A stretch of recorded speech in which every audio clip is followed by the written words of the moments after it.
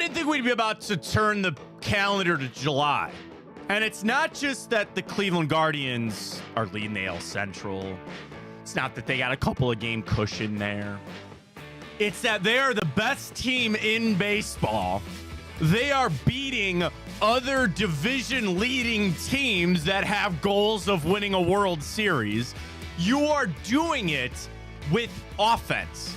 Something that this team has not done, I'm going to say, since basically the 90s, right? We've always had to rely on good pitching and good defense. And you have a lineup that I think takes me back to the 90s and potentially is the best lineup that this team has had since they had 3, what should be 4, Hall of Famers in the middle of their lineup. They are doing things that nobody in this town, nationally, anybody see that coming? Did anybody see the Guardians being the best team in baseball as we are damn near the 4th of July getting ready to go? Central, I think, is washed. We're done. We're good. We're going to play this on out. Then I start thinking about the buys. Ryan's shaking his head. He doesn't like when I put that Maloik on. Ryan, we are to July. Chill out. July. And we are smoking teams here. What happened with the Miracle Mets, Matt? Remember that? We're not them. They're cursed. Remember we're that? not. Curse of Rocky Calavito's over, man. Curse is done. They're cursed. We're not. The way this team plays, just where they're at, dude, this is fun. This is a lot of fun, and I refuse to apologize for my optimism with this baseball team. Now, that being said, there still are some things. Yeah, we'll talk Logan Allen. We'll get to that. Jose Ramirez, again, showing you why he deserves to be in the MVP conversation. Quan's chase for 400. We'll get to that, including Jeff Passan, the one attainable move for the Cleveland Guardians to make at the trade deadline. We'll get to that. Obviously, today going to be a busy day with the NBA. We got the draft tonight. Bronny, 20th overall pick. And at some point of this show today, I'm going to make a statement and get something off my chest that is extremely unfair to Kobe Altman. But I still have to say it. I still got to get to it. We got plenty of hoops to get to. We'll sprinkle in a little bit of football. Another stadium update happening, so we'll keep our eye on that as we go. We got the grid. We got time up. We got the morning update. We got it all on an NBA draft day right here on Big Play. Welcome to the show, everybody. I am Matt Fontana. He is Ryan Tyler. Good morning. Happy to have you alongside. Up on Twitter, follow us on X at Matt Fontana Show. You can always subscribe to our YouTube channel at Matt Fontana Show. And also we're up on Twitch and the Instagram side of things as well at Matt Fontana Show. Dude, and again, we got plenty of basketball to get to, but 51-26. Pretty good. 51-26 for your Cleveland Guardians following that win last night. And I come back to this lineup, and I go back to a lineup of the 90s, right? You had Eddie Murray. You had Jim Thome. You know, Manny should be in the Hall of Fame. He's not going to be. Omar and Kenny Lofton. It's like you're doing it a different way. Because, like, I'd sit here and be like, all right, Quan is kind of like the Kenny Lofton of this team, right? Josh Naylor is probably like your Jim Thome because he hits. Jose is, not quite Manny Ramirez because Manny was just an outfielder. I think Jose might actually be a little bit better. But, like, I try to compare, and they're just doing it so differently on how they want to win. And right now, you have to win by your offense. And we'll talk about the starting pitching where it's kind of the standard of 1 every 3 starts for these guys. Where what? Logan Allen, who I thought might try to get some things rolling here. Last 3 starts, 2-0, 3.1 ERA. Well, I told you. 4 innings, and I would have been happy those with. home runs, dude. Those 2 that I was just like, all right, that's it. Get him out of this game. And you're relying on a bullpen that, every night, again, Clase was able to pitch last night, but, like, you can't just keep running these guys out here saying, I need you to cover 4 innings here. I need you guys to cover 4 innings. That's not sustainable. And they'll keep playing it. Like, Xavier Curry is back up here. But, like, what onus is now on Cresco? And again, I'm not saying tonight is a throwaway game, but you won the series. That's all I ask you to do is win the series. They do it against the Orioles. But, like, tonight, Can you throw? I mean, Cade Smith is good because he took off last night, but like you're gonna have to work Hunter Gaddis. Like that is just so hard to put on Stephen Vogt, who I do want to talk about him in a second as well. So I'm not saying that I'm concerned that you're leaning on this offense because they keep showing up. But like I was looking at this, Ryan, we're outside the top 10 in average. We're outside the top 10 in home runs. What you feel good about is we have scored the third most runs in the American League, and we're tied with the Orioles for the second best run differential in the American League. Twofold, right? Your bullpen is electric, and you're putting up decent amount of runs. But this is not the Yankees. This is not some team that you look at and say, all right, we're just going to win 8. We're going to put up 8 runs every night. You know, we're winning 8 to 6 most nights. Last night was a little bit of an outlier, but I do like how this offense and this lineup, they never quit. They never stop. It's big hits, Jose, RBI double, freaking David Fry, man. Come on. I know he's not going to make the All-Star game because it's just, that's a mountain to climb or whatever. But, like, he's become a cleanup hitter for this team, and you got him in a nothing trade that nobody knew. David Fry showing up for you. I mean, there were hits all up and down that lineup. And they are doing it that way where, like, dude, Bo Naylor, he have 3 hits last night? I mean, he's kind of one that's a little like the starting pitching. Every third game, you get something out of him. But the consistency from Ramirez, the consistency from Quan, I know his average has dropped a little. Oh, he's only batting 385 now, Ryan. He's only batting 385. Do you want to know the one I keep circling, though? Could you imagine what this lineup would be if Andres Jimenez showed up? You know, and it's like 260? 250? 250, 247. That's what he's batting. And 0 for 5 last night. Could you imagine? And I know he's a better hitter than that. He's one of the best gloves you can find in baseball. That's fine. Could you imagine if he started hitting his weight a little bit here? What this lineup would be? I want to say, you know, I'm not concerned about that right now. I don't want to rob optimism of this team right now. But it does come back to the biggest issue with this team is starting pitching. And there are people that are on my Twitter last night when I say get Allen out of this game. They're like, he's trash, get him out of here. I go, that's fine. Who are you bringing in? Okay, Gavin Williams will be here. He's going to be here, I think, for maybe even this Royals series coming up. Who are you sending down? Somebody asked me that question yesterday. And I said, you could move Carrasco to the bullpen. And if you feel like you are really just going to go all in of making these 5-inning games and just go to your bullpen, you're going to need a guy to eat innings. But I look at a guy with Logan Allen who has options. And not even, I looked at this, I tried to look it up yesterday. Service time is so freaky on how it goes. I don't even think has an accrued season yet. Well, he's got to at this point. But still, you have options with him. Do you send him back down? Like, you want to wish away Tristan McKenzie. You want to get rid of Logan Allen. Well, dude, nobody's coming through that door other than Gavin Williams right now. And I do get to this Jeff Passan article. So Jeff went through every team and gave an attainable piece. You know, we're not trading for Justin Verlander, okay? Well, you never know. Astros suck. But, like, have you ever heard of Eric Fetty before today? Eric Fetty? No? Fetty Wap. Fetty Wap?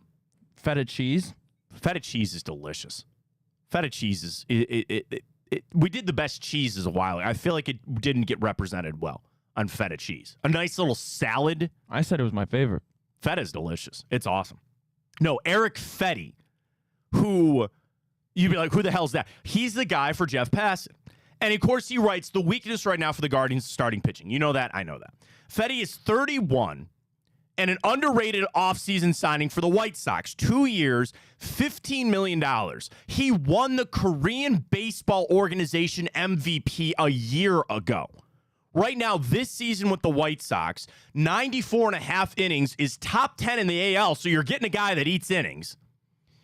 And he's also generating ground balls at almost 50%, striking out 4 batters for every 1 that he walks. So you look at a guy like, and Jeff writes in here, this is not some sexy move. But he says, is that what the Guardians do? Do they make sexy moves? Not necessarily. This is a precision and discipline type of move to help keep them competitive.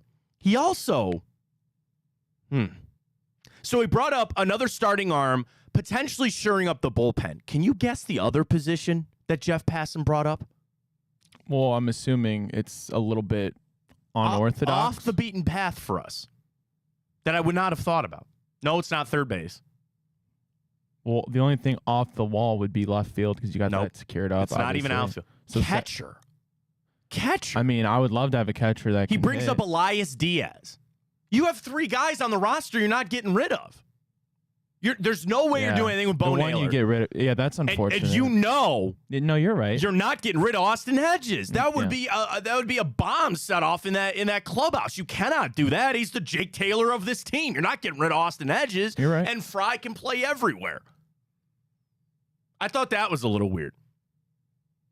He just brought that up as a catcher. Now, again, he starts with the starting pitching and brings up a guy, again, 31, on a decent contract. But again, the 2 guys, Logan Allen, 5.2 ERA, and Tristan McKenzie leads baseball in home runs and walks allowed.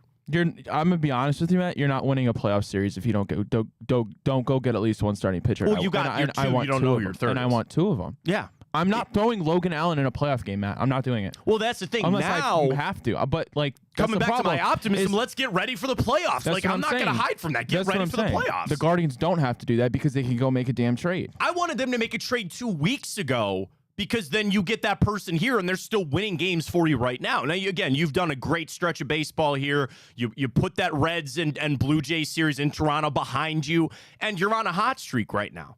The question is, can you keep looking at this lineup and saying, you guys got to score 8 runs for us every night? You see, it's nice when you have Tanner Bybee on the mound and you win and you only get, 6 hits, but then you go and you need 14 hits to win when you have Logan Allen pitching, and that's just the reality of it. And we've been able to live by that so far, but we're going to die by it in a couple months unless we make a change. Unless you go make a change. Yeah, and listen, I'm not saying that these aren't going to be tough decisions.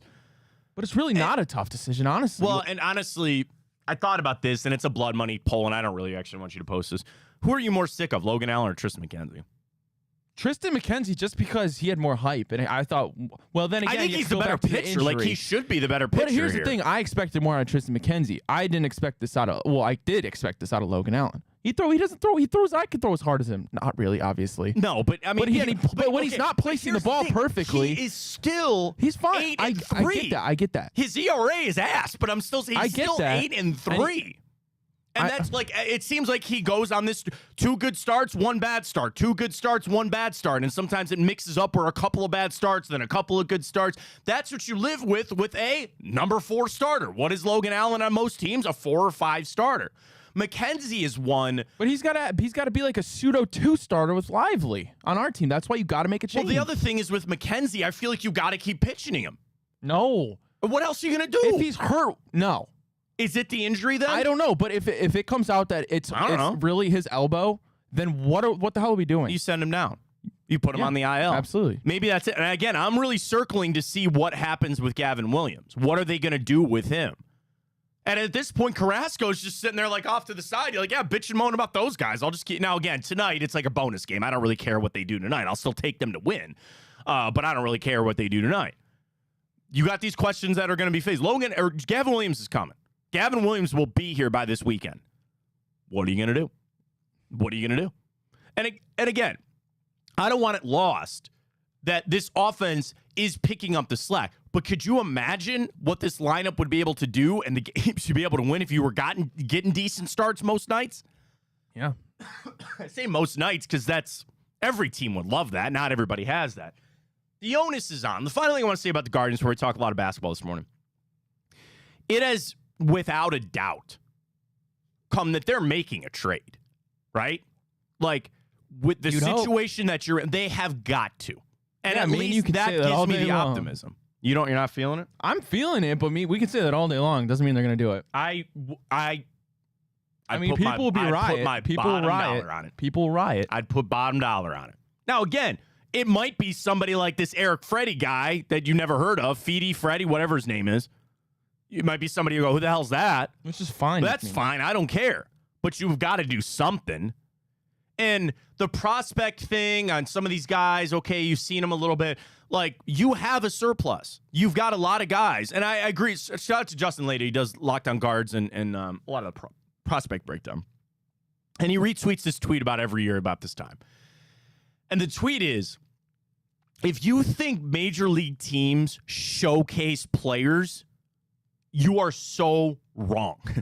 They don't bring a guy up for a week, to try to show other teams what this guy is. These scouts spend their lives at minor league baseball games and crunching numbers. They know who these players are. They don't need a week of seeing them at major league pitching level to sway a trade. I think all the moves the Guardians have made, they want to get some at-bats for these guys. Schneemann has played himself into a role, and they're piecing this together. You don't bring, and I don't think anybody's trading for Daniel Schneemann as part of the deal, but like, what about Jonathan Rodriguez? Or what about Angel Martinez? There's a lot of hype around Martinez, by the way. They really think he could be something there. So again, they make some of these, but I'm not reading so much, they're doing this because of trade. I just know you stare at this team, you need another starter, they will make a move. Save that clip. They will make a move. Will it be the big move for a name you know? Maybe not. I don't know. But in my core, I feel that they're going to make a move to help this team out. They have to. It'd be a disservice to the team, to the fans, to everything. All the work that they have done to this point. I agree. You got to go make a move. I want to talk Stephen Vogt for a second, man. Dude. And again, I like, it's the lineup. But like, if I would have told you, because when he took the job, I feel like most people were pretty positive on it, right? He's a former player, but you were replacing a legend. You're replacing a future Hall of Famer. It cannot be missed, the job that he has done. And there are some, like any manager, okay, you left that guy in there for one batter too long, right? The lineups, we know sometimes those are number crunch. It's not like necessarily him always sitting down and coming up with it, where you want to play guys. All right, we'll put Gabriel Arias at first today. The job Stephen Vogt has done, and some of the things that I've heard about how he's relating to his players as a former player, he's a younger guy. That is the stuff that doesn't get talked about. I just want to give him his flowers today. He has the best record in baseball as a first-year manager damn near into July. Not the Yankees, not the Dodgers. He's got the Cleveland Guardians playing the best baseball in his first year. That's a damn good job on his part, man. What a find. What a find. And give the Guardians credit for vetting that process on out and finding their guy in Stephen Vogt. So it's all good with the Guards. We'll get on it tonight. Carrasco on the hill. It's a bonus game. Sure, I want to win it. I'd love to send the Orioles tail spinning out there. I'd love that. But you won the series. That's all I asked. We'll get after it tonight, talking about the Guards. Well, speaking of tonight, and I think a lot of people have two TVs on, watching a little Guards, getting ready to go for the NBA draft tonight. I want to post this question, Ryan, for the Cleveland fans out there. What are you more interested for with the NBA draft tonight? Who the Cavs pick? Where Bronny James goes? Or I didn't even know the NBA draft was tonight. Those will be our three options tonight. I don't think too many people will be voting C on that they didn't even know the draft was tonight. The Cavs are in the news. Atkinson, I'm assuming he's back in Cleveland by now and getting ready to go for tonight. So I think most people know that the Cavs have the 20th pick tonight. By the way, I got a new mock and yet another name at 20 for the Cavs. So we'll run through some of the names that are around there, some of the guys that we have seen for potentials for the Cavs, just to prepare ourselves for tonight. And I think about this for the draft. We ask the question a lot here. Do you think they're drafting somebody to help another team? One of these draft night trades, or you sign this guy and he's part of a package with Darius Garland. Like, basically call it the Ochai Agbaji. That's the most recent example. Go back to Wiggins. They come here. They don't ever play a minute for the Cavs, right? Because they're part of a bigger trade. So in that point, do you draft? And here's the difference. The Cavs could draft a guy that fits. Like, I'll tell you what. I'm going to get right to this player that's in the latest ESPN mock. And it's Tristan da Silva out of Colorado. He's a little older. He's 23.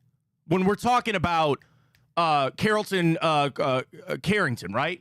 Yes. Carlton Carrington. Is that not him? Goat name. Goat name. Is that right? I feel like I'm messing that up. No, Carrington Carlton. Carrington Carlton. That's what it is. Okay. No. What did Carlton Carrington. Carlton Carrington is his name. I finally found it. He's 18 years old. He will be 19 when the season starts. So you flip it over to Da Silva, who's 4 years older than him, getting ready to go 23. But here's the thing about Da Silva. He's 6'9" and shot 40% from behind the arc last year for the Buffaloes. He's competitive, they say defensive versatility, a feel for the game, perimeter shooting, and they say he's a plug-and-play 4. A little short for the 4, but if you're trying to stretch this floor and play with pace, as we know with Atkinson, that gets me intrigued as a pick for the Cavs.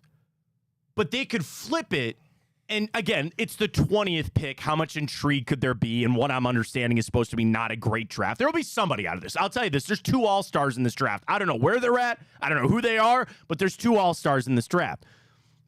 Do you try to draft a guy to put a little worm on a hook out there and try to bait some other team? When's the last time you went fishing? I have years. I don't fish. Really? No, I don't fish. Nothing? No. Little walleye action for you? No. When they bite me, yes. I don't have the patience. Set that. Oh my God. I never found it fun. Fishing is awesome. A few beverages, drink, boat and fish responsibly. Teach their own. Beverage. So, you know what I've learned over all my years of fishing? Long sleeve and a hat. I don't care how hot it is, sweat your blank off, but you got to have long sleeve and a hat on. Because no matter how much suntan lotion or how much sunblock you put on, it's not enough. But you put that worm on the hook out there. Give me a little eerie deary. I'm just too afraid. Jet diver. I'm too afraid to get hooked. I don't want to get hooked. That's more on the people you're fishing with. You got to keep an eye out. And trust me, I've seen people get hooked. I never have because my brothers and I know what we're doing. Plus, we troll a lot. We don't cast all that often. You troll? Yeah. What is not trolling on Twitter? It's trolling when you fish. So what you do is, state of Ohio, you get 2 rods per man. So let's say you, me, and my brother Chris, who has the boat, excellent fisherman. He's a great captain. Is that a safety measure? No, they just don't want people overfishing.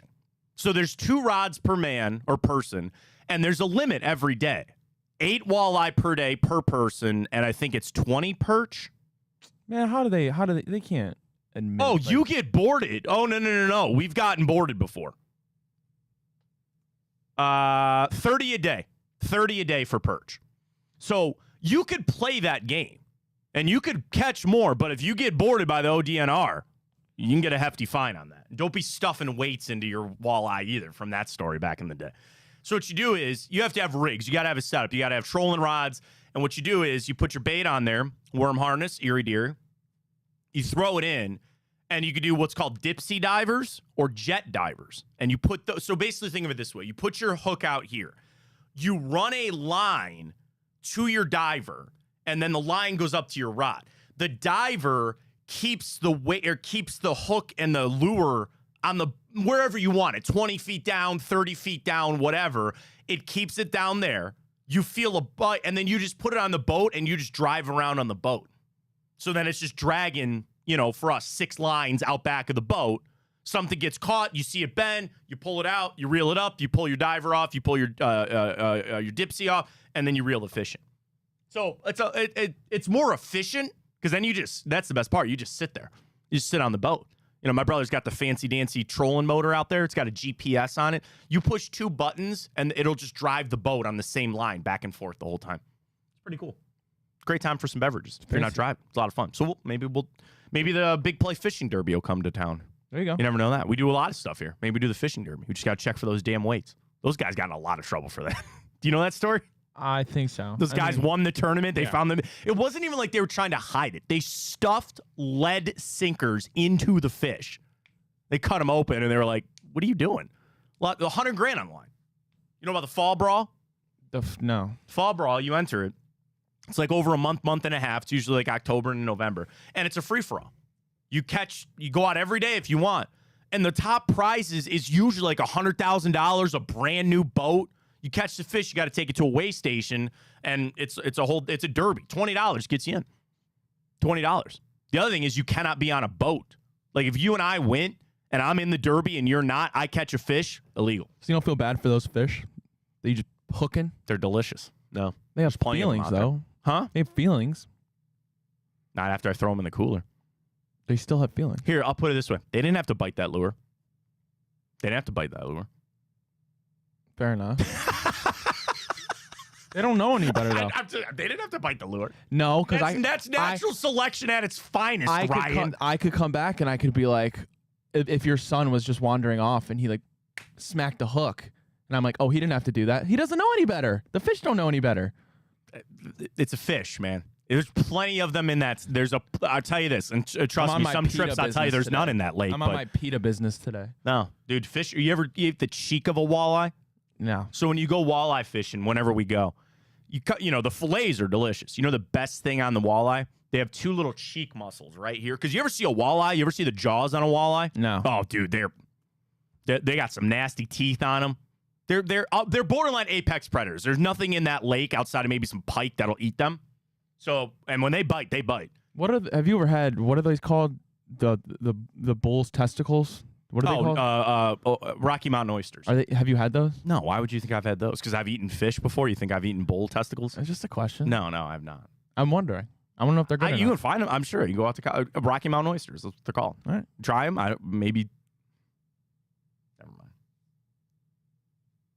mind. That's disgusting. Hawk Tua? No. We bought a horse.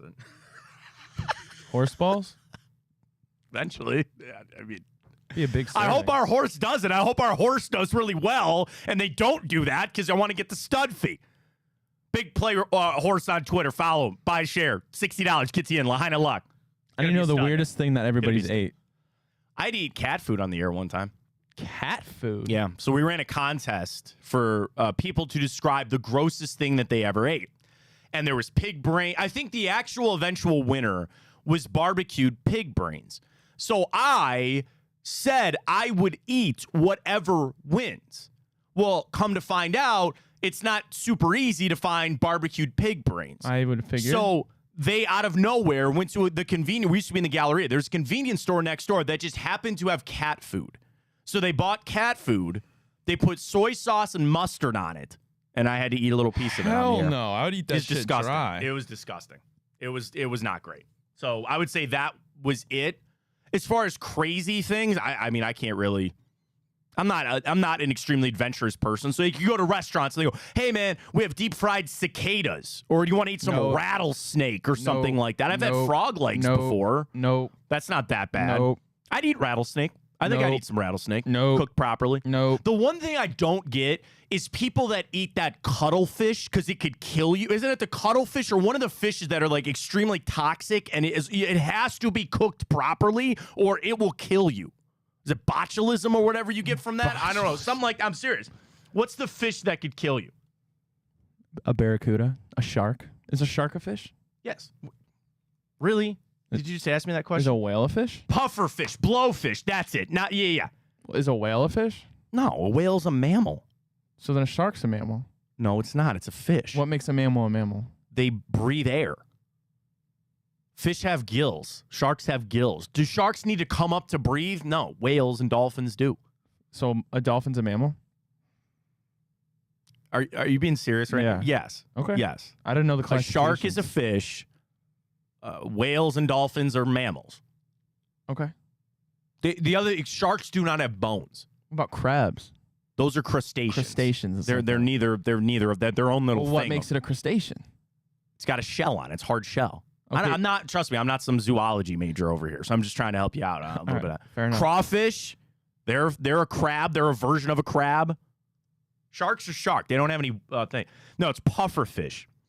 It contains ciguatoxin. It's a deadly tetrodotoxin. How about this? It is 1,200 times more poisonous than cyanide. Nice. Improper preparation can lead to food poisoning and death, with symptoms including numbness around the mouth, paralysis, then rapid and violent poisoning. There is no known antidote. I'm sure there isn't. Diners remain conscious until death. It is prepared in Japan by highly skilled chefs who have to hold a special government-issued license and remove the parts and disposed of our hazardous waste. In the United States, a license is required to sell or serve pufferfish. Bro, no. They be eating bats over there, Matt. They eat a lot of things over there. That's their thing. That's fine. I'm not eating something like that. Like, again, a rattlesnake, you cut the head off, that's where the venom is. I'd have rattlesnake if somebody had it prepared in front of me. Something like the pufferfish. And again, that guy could have the license. He could have done this 1,000 times, and that's just the one that he screws up. No. Nope. You're going to eat that and we're going to go into a lockdown again. No, not doing it. There's videos. People go, oh, I ate it. Oh, great. Do you want to know? It's the same thing as going to Mount Everest. There's a chance that you die. And the only thing that you get out of that is to tell everybody for the rest of your life, I ate pufferfish. I climbed Mount Everest. Good. Great. Little party favor for about 5 minutes at a cocktail party. And everybody's going to walk away going, oh, great. Good for you. Bro, there's people that cave dive. That is also nuts. Tell me that every person out there does not have a little sense of claustrophobic. Oh, yeah, absolutely. Not crazy. Like, some people are really bad, but that cave diving, absolutely not. Absolutely not. How the hell we get started on this? Fishing. Something about Bronny James, maybe? No, the calves. I was talking about dangling a fish out there. The worm on the hook. Man, did we get off the rails there, but hopefully everybody enjoyed the conversation. What I was talking about with the Cavs draft tonight was they can make a pick, like this Tristan DeSilva, right? He's the guy in this new mock draft. You can make that pick and say, he's perfect for what the Cavs need. 6'9", shooter, fantastic, right? But then you make a pick that is a worm on a hook for that big walleye out there to go get some other team to bite on that. And this isn't a one-for-one trade. If we go back to, are they trading Garland? Are they trading Jared Allen? Straight up, that's not enough. What? Oh, my God. Hang on. I got it on my text. Shout out to my buddy Paul. He sent me a mock trade yesterday. And it was Darius Garland. Oh, no, sorry. He sent it on Instagram. Sorry, Instagram. Let me scroll through all these Hawk Tua videos. Is it a good trade? Let me tell you, because this was from Bleacher Report. I'll shut it down. Okay. The Spurs get Garland and the 20th pick tonight. We get Wemby? We get Keldon Johnson, Zach Collins, and the 4th overall pick tonight. So again, this is from Bleacher Report. I said I'd think about it. I said I would probably make that move. I'd buy a Dalton Connect jersey. Darius Garland, the 20th pick going out. I would do it. Keldon Johnson, Zach Collins, and sure, Dalton Connect. The 4th pick in this mock is Stephon Castle out of UConn.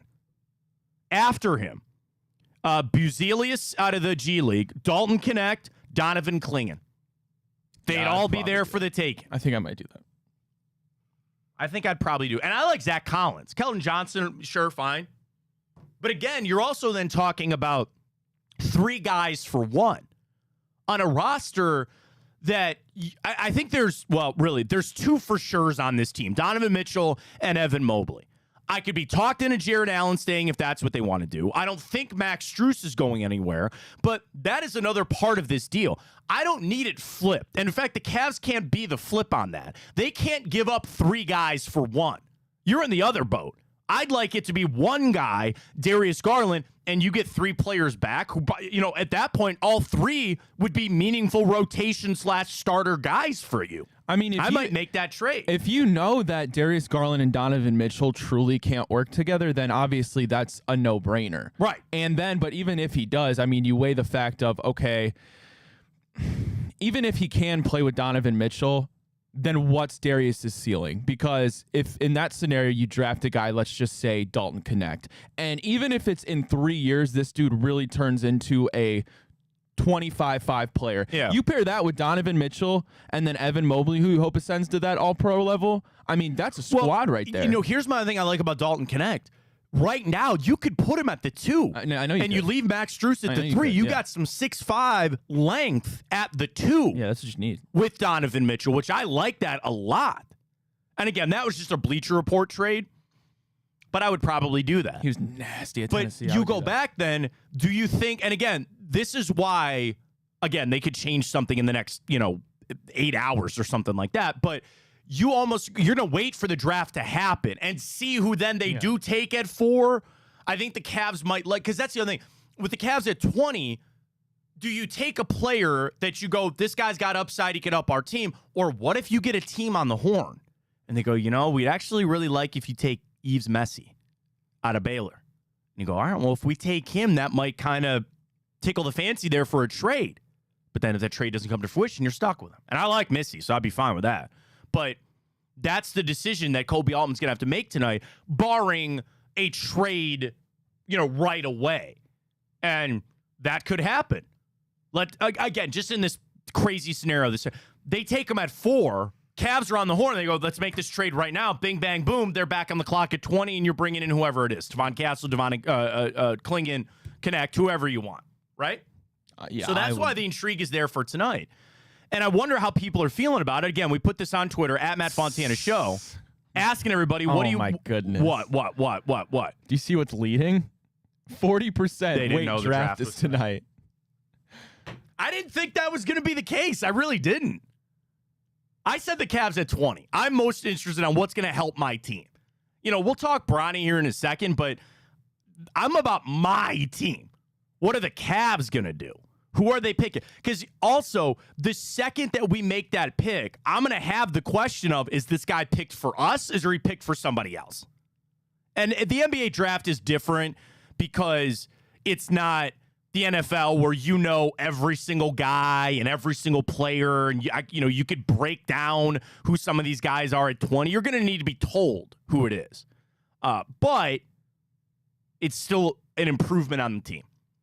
Speaking of improvement on the team, I need to just get this off my chest. This is extremely unfair. This might even be borderline not true about what I'm going to say. I'll be the judge. The big trade yesterday. All right, that's unfair. What? I don't know. Okay.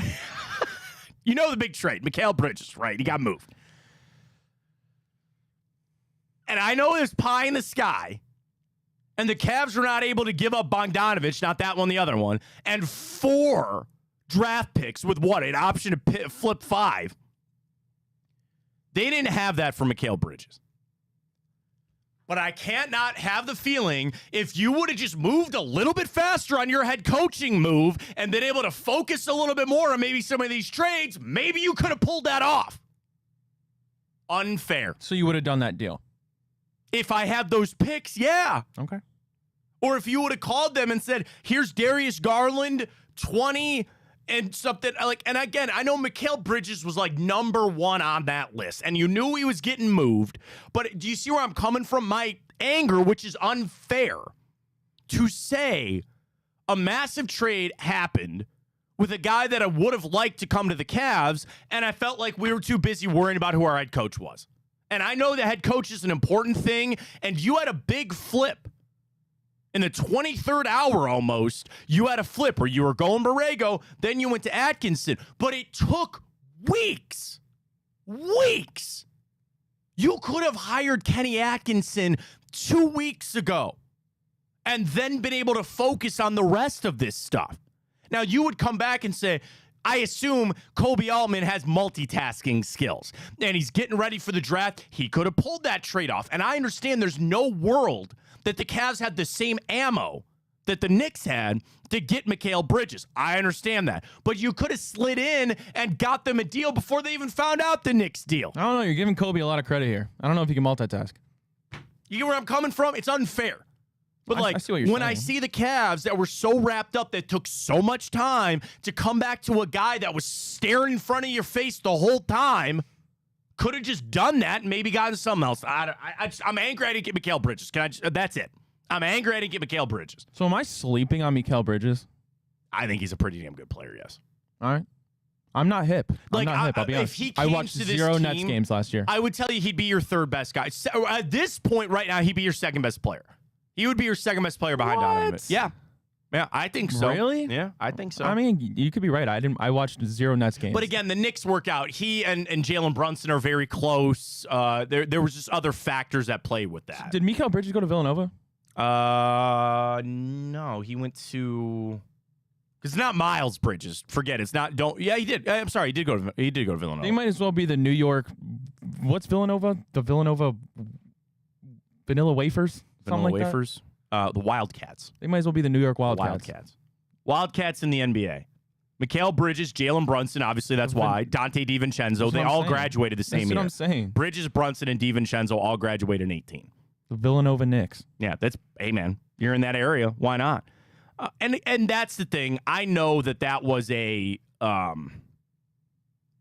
know that was a high. Like, that's not an attainable trade.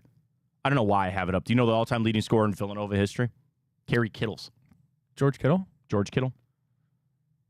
Alan Ray, not Ray Allen. Alan Ray is 7th all-time. Oh, see, Charles said Knicks gave up way too much for a mid-player. I mean, that's a lot. Like, again, I don't know if I would have given up, like, 5 picks is a lot. And there's worlds that maybe Darius Garland's a little bit better than Mikal Bridges. I'm a little drunk on Mikal Bridges. I like him a lot. And I think he'd fit this team very, very well. But again, they didn't have the moves. Did he play for Kenny Atkinson when he was the Nets coach or no? No, I don't think so. Stand by.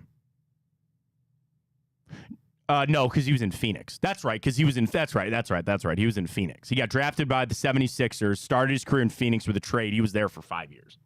Because they basically jettisoned him out to get, like, Durant and make all those kind of moves there. So he was out there. But, you know, again, like, you know the thing about Mikal Bridges, too? He says he eats Chipotle every day for the last 10 years. So Miles Bridges is the one on the Hornets, right? Yeah, and he's the one that's got the... Okay, that's what I thought. Yeah. That's... Yeah.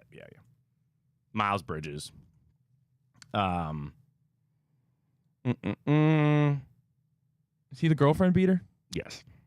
Yeah. I'm pulling that up to make sure that's yes. Allegedly. 2022 is arrested in Los Angeles for felony domestic violence. That was him. Yes. That's what I just want to make sure on that. But yes, that was Miles Bridges, not Mikal Bridges. So again, that trade happens and at least is like a bit of a primer. Things are opening up.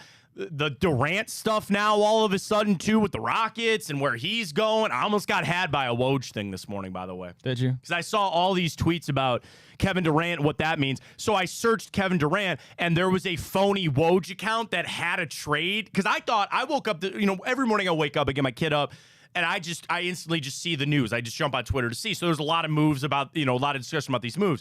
And I was like, oh, my God, Kevin Durant got traded. Like, I really thought Kevin Durant got traded to the Houston Rockets, and I was a fake account. Fake account. I almost got had on that. But at least the moves are happening. They're starting to get loosened up a little bit. And I'll say this, and I say this over and over and over and over again. The more moves are good for the Cavs.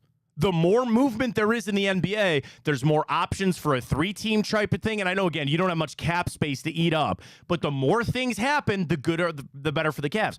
Are we all resigned to the fact the Cavs have got to make a move? Yes, right?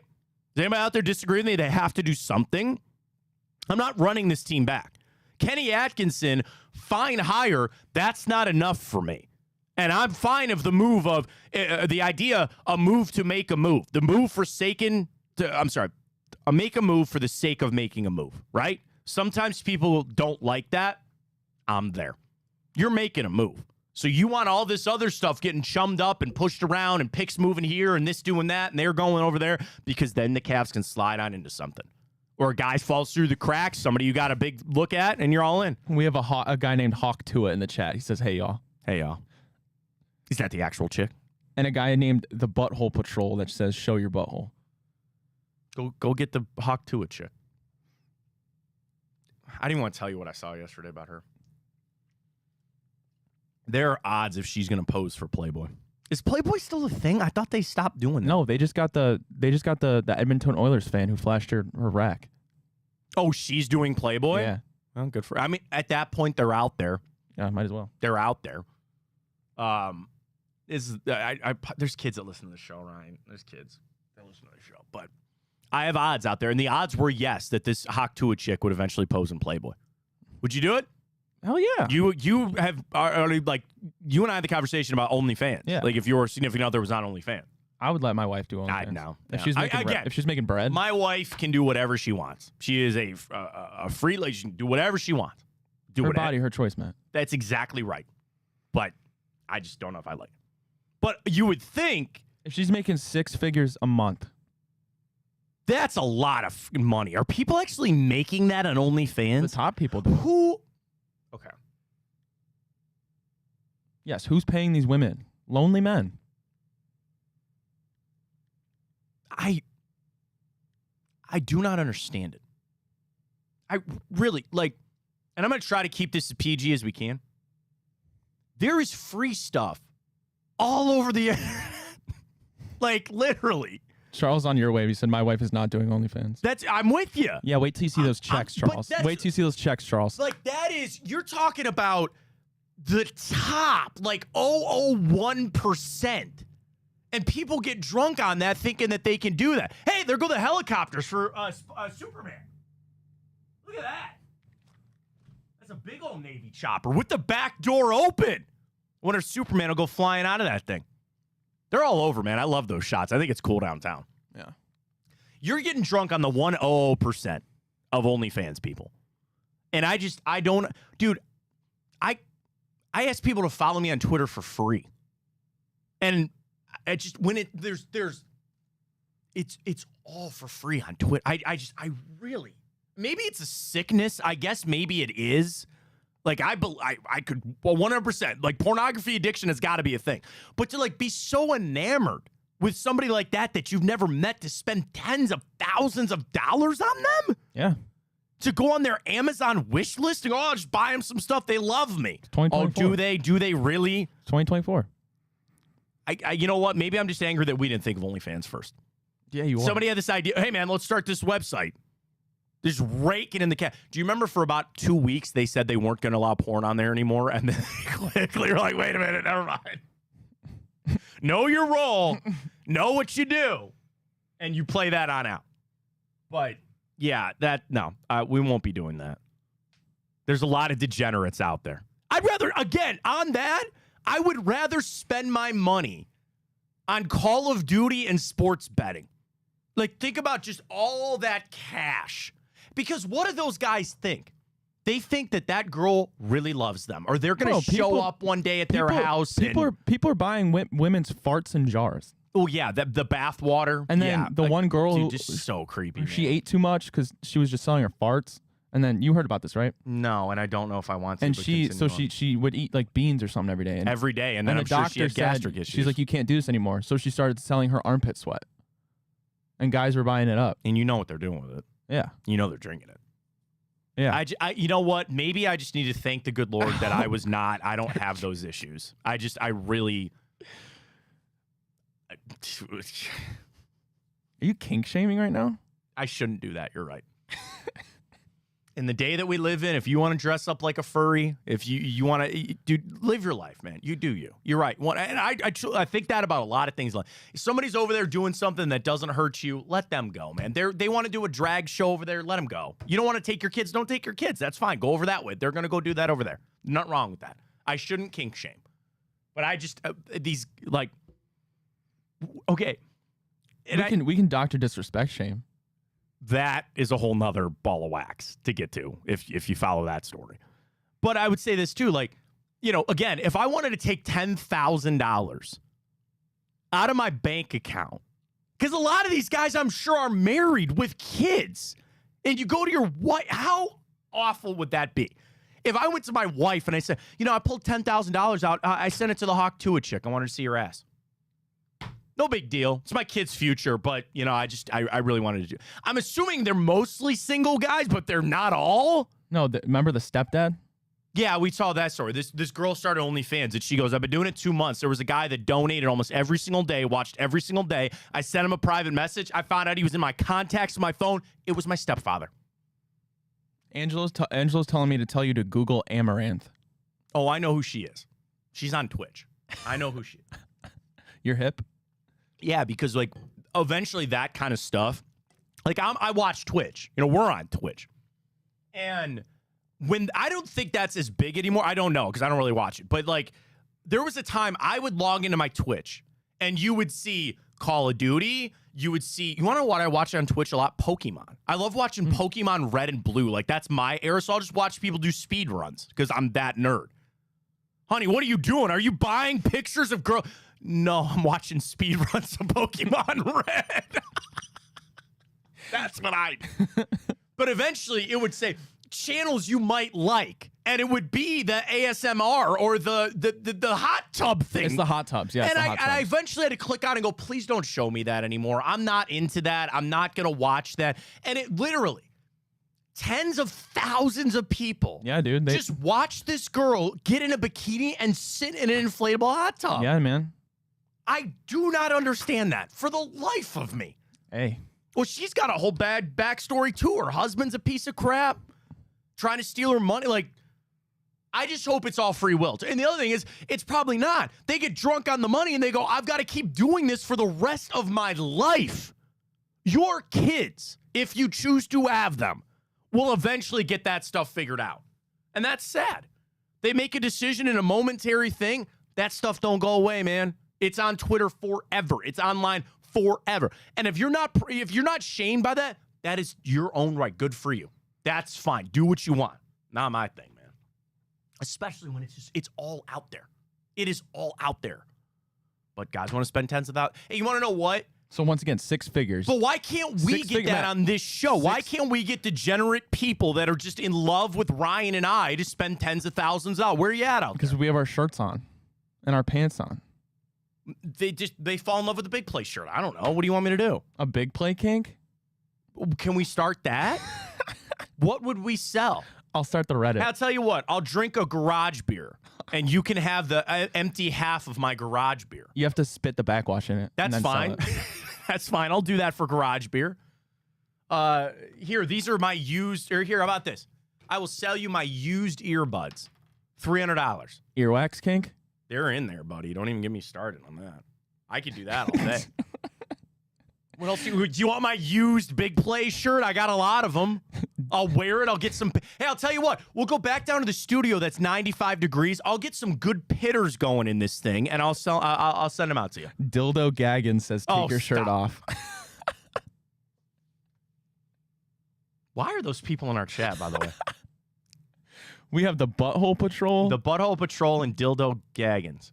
And then our boys Charles and Angel. And I appreciate you, boys. And a George Santos. I'll buy them for I'll buy them for $400. Stop that. I'll buy them for $400. My earbuds? You want them? You can have them. $400. $400. What else is in here? Anything else we can sell in here? Charles, our OG. Where did these guys come from? Dude, they're always listening. They're always listening. So, like, the AI picked this up that we started talking about OnlyFans, and then people logged into YouTube, and they go, hey, you might actually like this show. It's a little adult-rated content right here. And now a Fa-Fa Flooey. Fa-Fa Flooey. What is that a reference to? I don't know. The real quick to wrap this all up about that Hawk Tua chick, is she going to make money off of this? Yeah, she's selling hats. But, like, that's what I'm saying. What do you want for the hat? Because the other thing with these AI bots, the second anything goes viral, there's 5,000 T-shirt companies. Yeah, like, you'd almost wish people with Hawk Tua jerseys. That's what I'm saying. You want her to be able to file a trademark on that thing. And you would think that she could go to trademark court, I'm assuming that's a thing, and say, remember when LeBron tried to trademark Taco Tuesday? Yeah. And everybody goes, you can't do that. That was the stupidest shit I've ever heard. But what I'm saying, she owns this. There is no question that she owns this. So if she gets the trademark, she could start suing all these people. I'm sure there'd be a lawyer that would go right to her and say, we'll get all these a-holes. Saul Goodman? Saul Good, great show, man. I love that show. One of the best spinoffs of all time. Johnny Cochran? But, like, there's a little part. I think he's dead. I think, check that, because you know my record of that. Of like, oh, I think he's dead. All right, here we go, Brian. That's what I'm talking about. Now he's getting on track. He says the Indians need starting pitching and bullpen help. Johnny Cochran died a long time ago. They don't need bullpen help.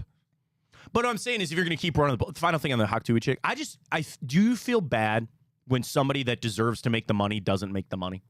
She deserves to make money off this. She's the hottest viral sensation. She's not going to make any money off this. I feel a little bad for that. She will. That's not fair. She will. Life's not fair. I get that. To be fair, she could start an OnlyFans and retire by the end of the year. You're going to have to cross that line. If she wants to cross that line, so be it. Back to the bullpen help. Do they have an OnlyFans? Matt's trademark quote, I lost another bet. Do you want my bad bet slips from Typical? I can give you those. I'll screenshot them. A little NFT action on that. No, the Guardians, if you want to go get a bullpen arm, you can, because you're going to need your bullpen. You're going to ride your bullpen all day the rest of the season. So if you want another bullpen arm, you better go get them. We'll see how it goes. Twitter question is up for the NBA draft tonight. Asking everybody, what's your interest? Is it Cavs pick at 20? Bronny, which we won't get that tonight, probably, right? He ain't going to go tonight, right? He might go at 20. I never know. Never know. Or you didn't even know the draft was tonight. Vote on that at Matt Fontana Show. Drop us a follow. We're up on Twitter, X, streaming there at Matt Fontana Show. We're on Twitch, Instagram for all the reels. And you can also check us out on YouTube. Subscribe there. And coming soon, OnlyFans. We could stream on OnlyFans. Like Stipe Miocic. Yeah, he just joined. He streams on OnlyFans. Man, Dana White ain't paying these boys nothing. What? I said Dana White needs to pay these boys more. Well, I don't even know why he's doing it. Yeah, I think he's just doing it for fun. Like, it doesn't have to be sexualized content. We could stream on OnlyFans if somebody really just wanted to be a giant fan of us. Has anybody called you that before? Hannah Fontana? Yeah, all the time. Brenda used to call me that all the time. Stream on Grindr. We're not doing that.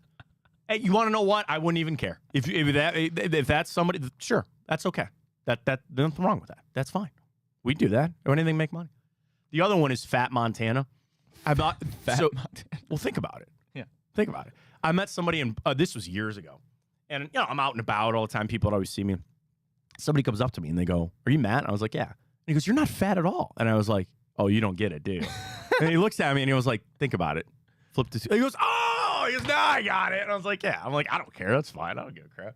No, Brenda used to call me Hannah Fontana all the time. Hannah Fontana, I like that. My mom always said if she had a daughter, she loves the name Hannah. I go, "You can't do that." We had our daughter. That is not our daughter's name, by the way. But yeah, no, that's how it goes, man. However you want to do. All right, let's catch our break in the morning. We come back. We'll get into the morning update. Plenty Guardians to come. Getting ready to go. Bronny. Preview of Time Hop coming up because I sent it out. Cavs took LeBron. This day 2003. 2003, Cavs made that move and drafted Bron James. It worked out. Could we be seeing that 21 years later for his son? We'll talk about that. Getting ready to go for the NBA draft tonight. We get rolling. Coming up tonight, Drennan, I'm going to stick around. I'm going to join Bruce tonight for bonus time. So check that out, bigplay.com. And I mentioned it earlier, kind of an unsavory way. But folks, we have a new horse here at Big Play. And we're going to name that horse soon. And you can buy a share of this horse. It is the name of the horse right now is Lahaina Luck 22. That's the name of the horse. Eventually, we're going to get a name for it, but you can go follow at Big Play Horse, and you can buy a share of the horse for just $60, and then you are in, like I am, like Ryan is. You get dividends. The horse wins, you're going to win. Stud fee, get all that, and you're involved in the horse. We're going to have special events here with us at Big Play. There's maybe even opportunities for you to go to Churchill Downs, Saratoga, wherever you need to go. Check it out. MyRacehorse.com. Search for Lahaina Luck 22 or just go follow Big Play Horse on Twitter. Ryan, we're approaching here. So, again, there's only a limited amount of spots left. We're almost 3/4 of the way sold out here. We have another name submission for the horse.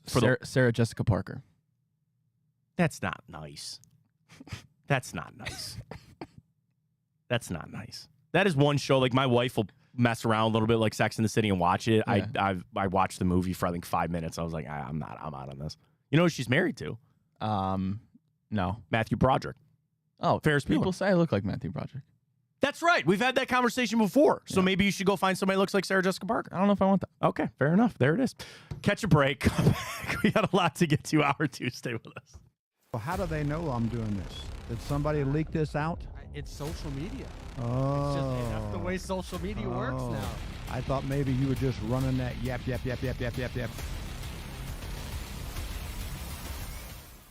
Welcome to Big Play, a sports media team that started back in 2014, and now we're not in a garage.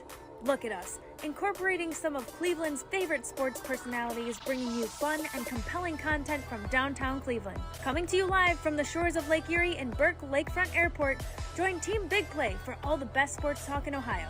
Check us out on social media at Big Play, bringing you fun and compelling content from downtown Cleveland.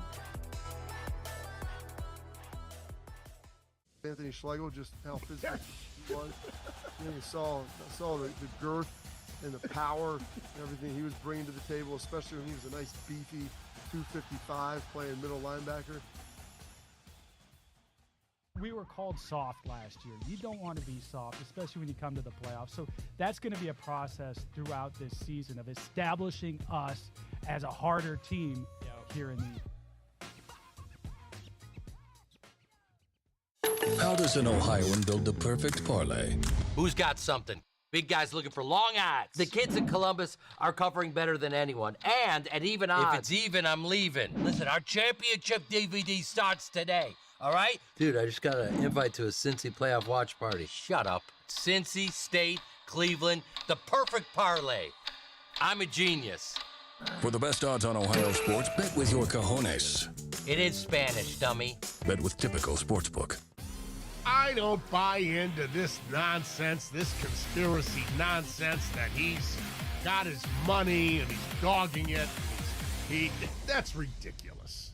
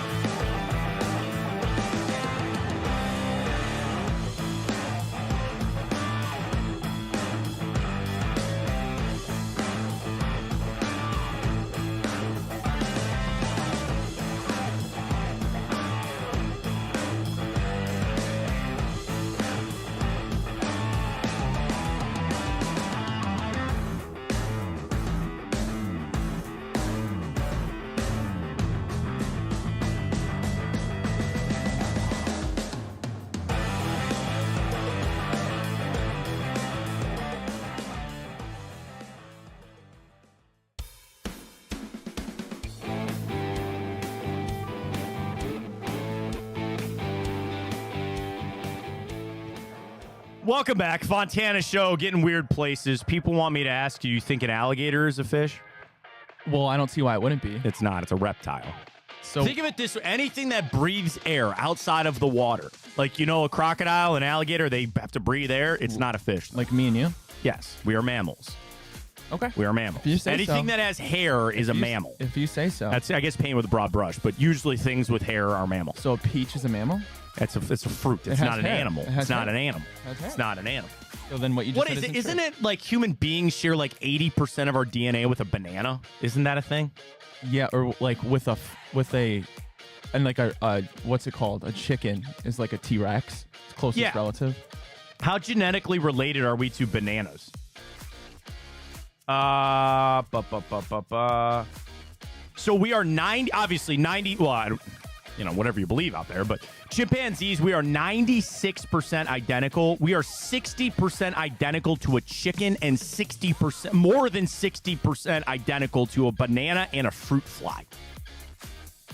There you go. All right. That's what you learn here on this show. Morning update. Ryan's got more for you to learn. Take it on away, ride. Alrighty, Matt. Well, as of this morning, it is official. The Guardians have the best record in the Major League Baseball. They beat the Orioles 10-8. They win 2 in a row against them. Avila gets the win. Irvin gets the loss for them. Guardians rack up 14 hits in this match. Baltimore racked up 16 hits, but we still get the victory and look to sweep this one out today. The other part about that game yesterday, and I don't have it quite in front of me. Oh, no, actually, I do. We were 7 for 11 with runners in scoring position yesterday. And I'm shooting from the hip here, but I think the Guardians are batting like 300 as a team with runners in scoring position. Do you know what the Orioles were yesterday? 1 for 11. So you would say, and granted, they had some solo home runs. They hit more home runs than we did. But that is the kind of timely hitting that you need out of a team to supplement, where the Guardians, they're putting up these runs. They're having to live life that way without your starting pitching going deep. They're not top 10 in home runs. They're not top 10 in average. Now, they are in runs scored, so they're manufacturing by doing that. 7 out of 11 with runners in scoring position yesterday. Orioles went 1 out of 11. That's what you circle right there. And that lineup, dude, the Orioles rebuild, where they lost, 100 games, like 5 years in a row or something ungodly like that. The COVID year, they were on pace for it, so you count that, whatever. But you look at Mountcastle, first-round pick. Rutschman, first-round pick. Gunnar Henderson, second-round pick. Dude, they came out of the same draft with Adley Rutschman and Gunnar freaking Henderson, who, by the way, that home run that he hit the other night, was it last night or the other? You threw it right down the D to him? What are you doing? I have like 5 Orioles on my fantasy team, so Oh, they're beasts. that's why I'm 10-3. That lineup is insane. So if that's how you want to play it, where you're going to have to just outscore them. But again, with timely hitting, with runners in scoring position, and you also did that without Josh Naylor in lineup. That's another, I think, outstanding move by Stephen Vogt. Naylor's not right now. Sit him down for a game. Sit him down for a game. And have that tough conversation. You get him back in the lineup tonight. You get after it. You sweep out the Orioles, great, but you now put yourself in a bonus type of situation. You won that series. What are you, 8 games up now? Should be 9. Should be 9? You're 9. You're 9. Twins and the Royals both lost last night. Let's go. Capitalizing, baby. I love it. 7-game win streak for the Guards. Get after it. Close on out tonight. Go get a cookie. Alrighty, well, tonight is officially the NBA draft. The Cleveland Cavaliers have the number 20 pick, Matt. A lot of different mocks, a lot of different positions, but you expect them to maybe move up, possibly? I don't know about move up. Like, I think I expect that to be true. We're getting into it a little bit here because, like, we're diving into it. Do you expect the guy the Cavs pick at 20 to actually appear in a game for them? This season? Yeah. I'm just in general. In general, are you picking a guy for your team or for somebody else? If I had a bet, I would say our team, but I don't know. Okay. Let's run through some of the names because these are all guys that have circled around. And I'm going to bring up some that like sometimes like Rob Dillingham is like 10th in the latest mock. I saw early that he kind of fell. It's not happening anymore. You know the one that keeps getting moved up here, man? And you'll be happy about that. It's Zach Edey. I've seen him now in the top 15. So let's just run through. I'm going to give you all the names of the guys that we have seen around the Cavs there at 20. Carlton Carrington, guard out of Pittsburgh. He's explosive. He can score. He's really young. We know Zach Edey. I don't think you need any introduction to him. He's 7'4". He's working on his outside game. You know him.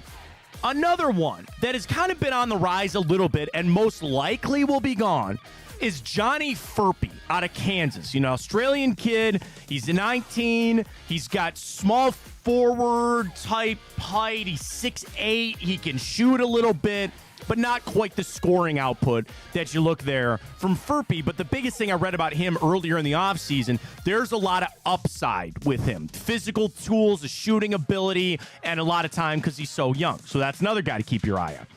Keyshawn George out of Miami, which I heard his name with some people more recently.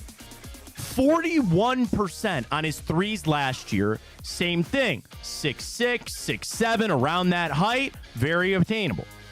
Tristan Da Silva, 6'9", can shoot some threes out of Colorado. Yves Missy, center, Baylor.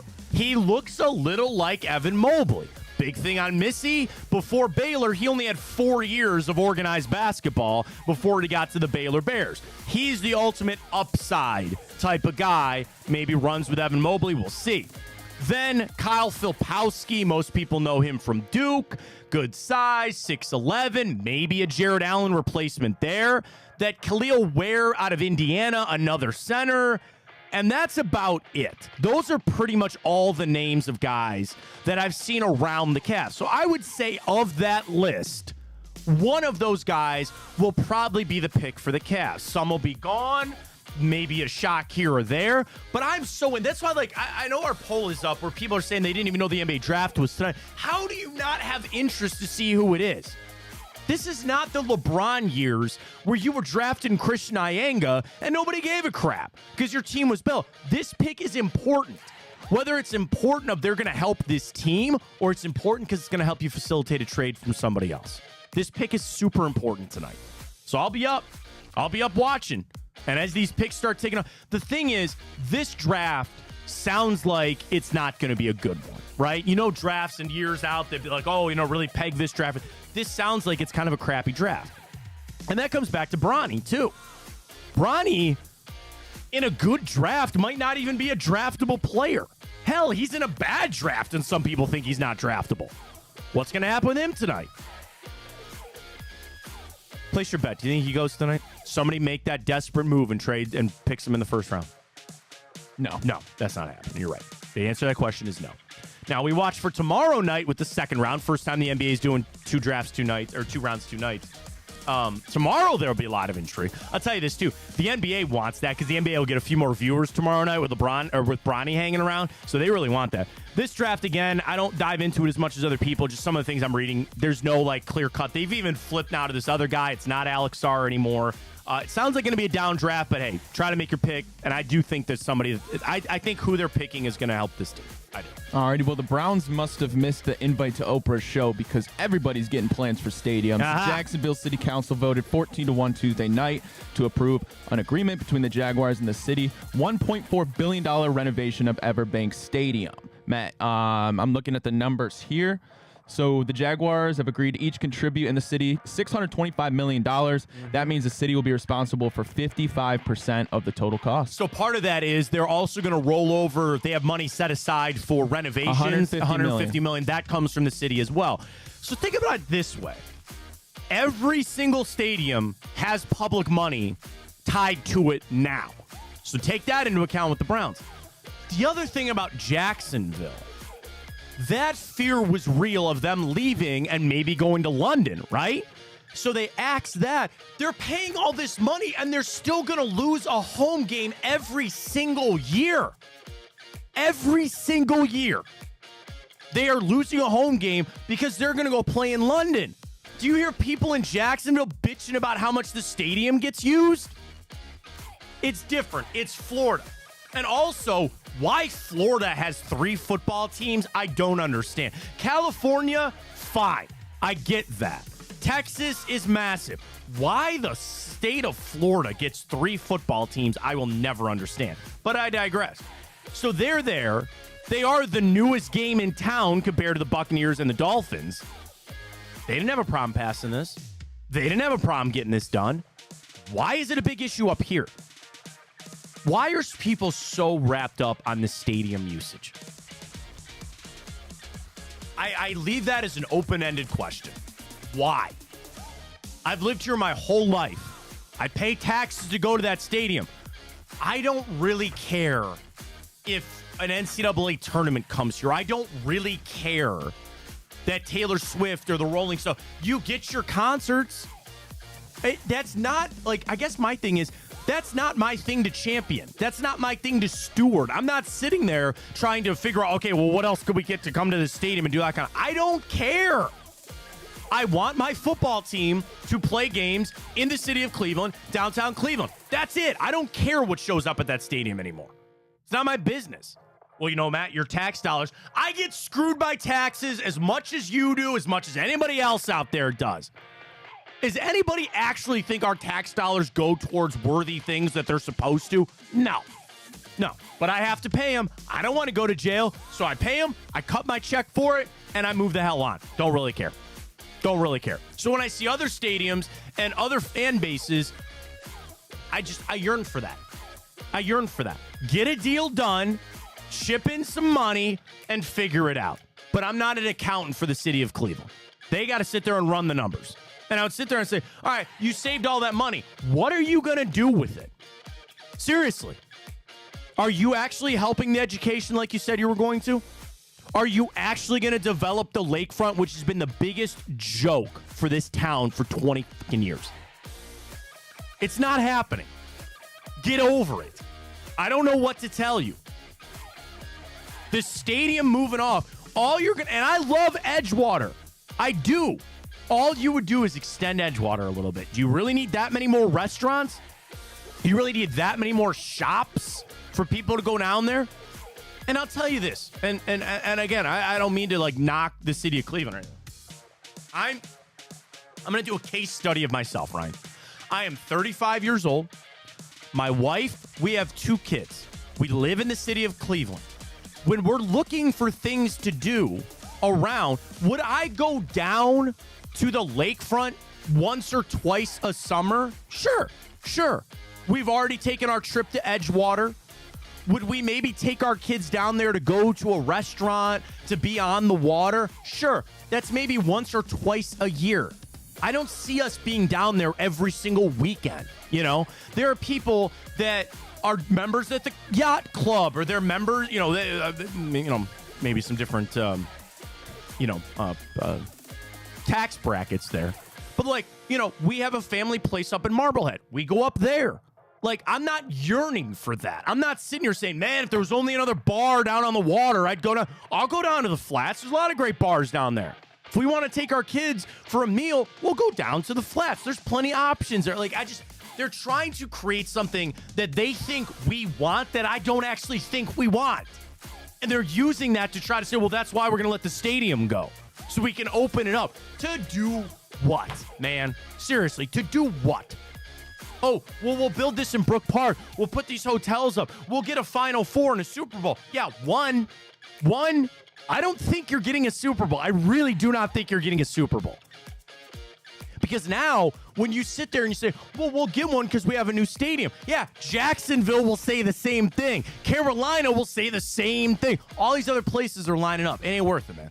It really ain't worth it. So you see what these other teams are doing. It's all public money right now. And I hope something gets done here. Not soon. I don't know when it'll be. But Browns note real quick. They have 6 open camps. 6 open camps for the fans. August 4th, which is a Sunday. Tuesday, August 6th. Thursday, August 8th. Monday, August 12th. Tuesday, August 20th. And Wednesday, August 21st. That's it. Dude, there were times back in the day, there were 20 open camps. One of my fondest memories with my brothers, I was going to school at BW. And our house was literally right down Front Street. You could walk to the Browns facility. My brothers came over. We got in line at like 6 a.m. to get in there and went and watched practice. Now, the demand is so high, it's ticketed, and now they only have 6 open camps. And that's fine. Like, if it's easier, and trust me, being in the media and then being as a fan, I see how it's really hard to have that many people there trying to run through camp and all that. And then they have other ones that are closed where it's like still VIPs and stuff like that. And I still want the Browns to get their work done. But that's crazy, man, that they only have 6 open practices for the fans. Again, I go back to a time when it was like they had 20 and 20. But that's just to wrap up the Browns there in the morning update. That's what we got. Alrighty, well, lastly, for the morning update, we mentioned it earlier, but what I think was truly the first Woj bomb of the offseason, the Nets trade Mikal Bridges to the New York Knicks, as well as get their picks back from the Houston Rockets they lost in the James Harden trade. Matt, this means that the Nets have 16 first-round picks available through 2031, including 4 selections in next year's draft. You trade away Mikal Bridges because your team's going to suck. You're in the full rebuild. But what are you going to do with those picks? You have all those picks. Are you going to make them? Are you going to build your roster up that way? Are you going to, I think now with the NBA constructed the way that it is with the CBAs, picks are your new currency. And I'm not saying that picks always haven't been important, but you would see teams flippantly. Just, we'll throw this pick here. We'll get rid of this here. Now, with all of the tax implications, with all of the money constrictions, it's a little like the NFL. You want to find star guys on rookie deals. Now, you got rookie max extensions for $280 for Scotty Barnes, a $215 here for Evan Mobley. Eventually, you got to pay the piper. But the new way to rebuild is just to get all these picks. I mean, I wouldn't say Houston is like a prime example of that, but they're better off than where they were. And they did everything to just acquire a bunch of picks and make a bunch of trades. And now they could go maybe get Kevin Durant. It's Kevin Durant. What does he do for the Rockets? And imagine if the Rockets had to, the trade. Again, I got had by a fake trade this morning. But I would imagine Jalen Green's got to be in that, right? Would you say that? That he's got to be in that trade? They have Van Vliet. Jabari Smith is there. Someone have Dylan. Dude, they still have a lot of great players, man. I don't know. Sengun was their best player last year. I don't know. They were good down the stretch. I guess. If they've tried to turn it around there. You got all the picks. Got to use them on something. It's very true. You do. Eventually. Trade them or pick them. Trade them or pick them. That's what you got to do. Yep. Can we trade out the Immaculate Grid here? Yeah. I suppose we can. It's been a tough week for us. So, again, it's very unfortunate for us to say we will not have a giveaway this week because we already screwed up the Immaculate Grid. Nobody to blame but ourselves. It is our fault. It is our fault. But let's see if we can go. Here we go. Player for each. Falcons, Bucks, 3,000-yard passing season. We should get it. Well, I don't want to put that on you, but if we put the timer on the we could do that on the screen. But I'll start it here. Go. All right, 3,000 yards for the Buccaneers. I mean, you just do Tom Brady. Just do Tom Brady. Rain Dakota Prescott. And Aaron Rodgers didn't play for any of those other teams.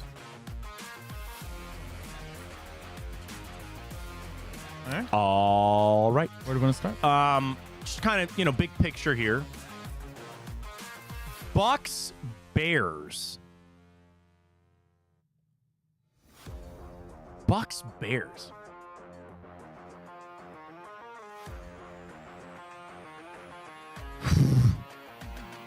All right, we're off to a bad start. Oh, man. All right, well, Falcons, Cowboys, isn't that Deion Sanders? Did he not play for the Cowboys at some point? Did he? Are you sure? Are we thinking a TO? Man, that's your age. I don't know. Herschel Walker? I feel like he went to Atlanta. Go Herschel Walker there. I feel like I like Deion more. Yeah, because that would not have actually worked.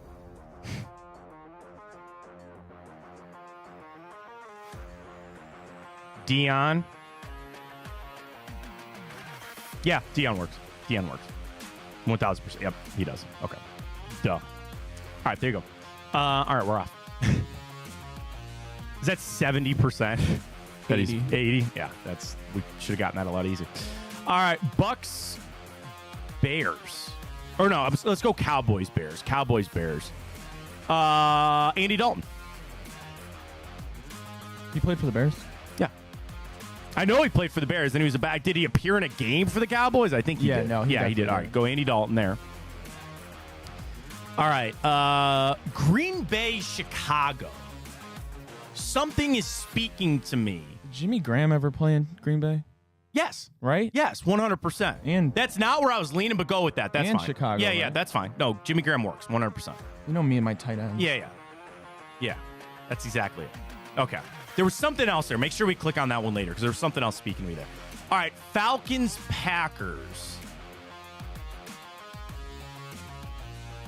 Falcons, Packers. Running backs don't come to mind here.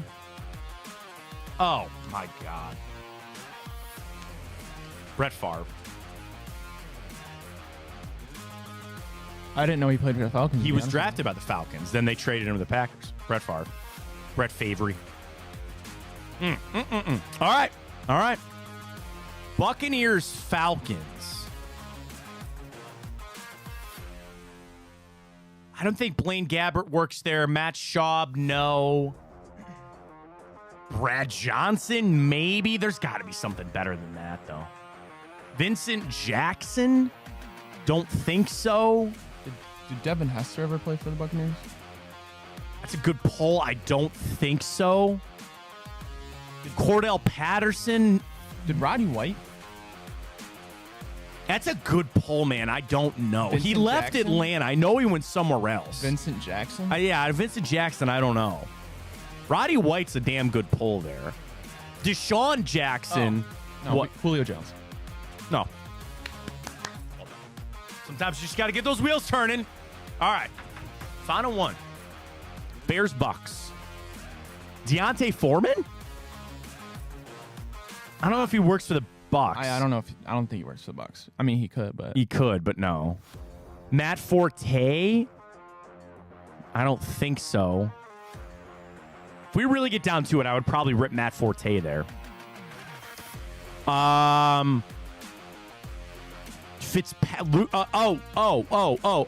McCown. Right? I don't know. I know he played for the Bucks. I feel. Was Jay Cutler ever? I know he's in the Dolphins, right? Yeah, no, he didn't go to Tampa after that. What about the one like Luke McCown? The maybe. one Barber brother? Marion? Did he go anywhere? R.I.P. No, Tiki and Rondé. Oh, Rondé Barber. Yeah, he played in Tampa. I don't think he ever went to. I don't think he ever went to Chicago. Kickers, Ryan Suckup. That might work. right?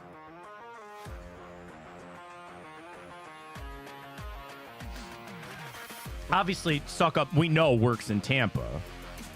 No, he's only Kansas City, Tennessee, and the Bucks. That's it.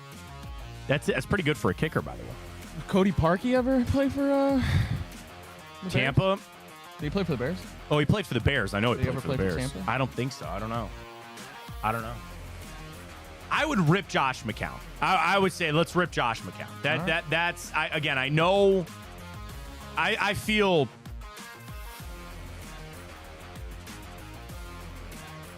Josh McCown? Yeah.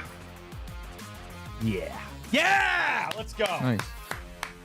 Harder than it needed to be. Give me Mike Glennon was the most popular. Oh yeah, okay. All right. Yeah. That really worked. Can you go back up? Do me Bears Packers. Jimmy Graham was the most popular, which we got, but the 103 there, give me that list. You just leave it up. It looks clunky. Oh, it does. Which one? I look clunky, so. Which one? Bears Packers. Because there was something else. We got Jimmy Graham. Yeah, there's a lot of them. But there's somebody else speaking to me, and I couldn't figure it out. Julius Peppers, probably. No. Oh, maybe, but no. Steve McMichael. No. Josh Sitton. No. Leroy Caffey. No. Bob Jeter. No. Tim Boyle. No. What position? I feel defense, so maybe it was Peppers. I feel defense.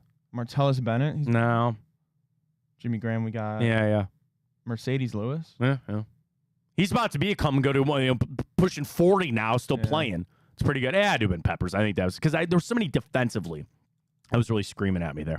All right, let's catch your final break of the morning. We come back. A very, very busy time hop that we'll get to, including a lot of NBA drafts and the one that turned things around in the city of Cleveland. Finish up with some guards. Get ready for the NBA draft tonight. Got it all for you. Big play. Stay with us. Well, how do they know I'm doing this? Did somebody leak this out? It's social media. Oh. It's just, that's the way social media works now. I thought maybe you were just running that yep.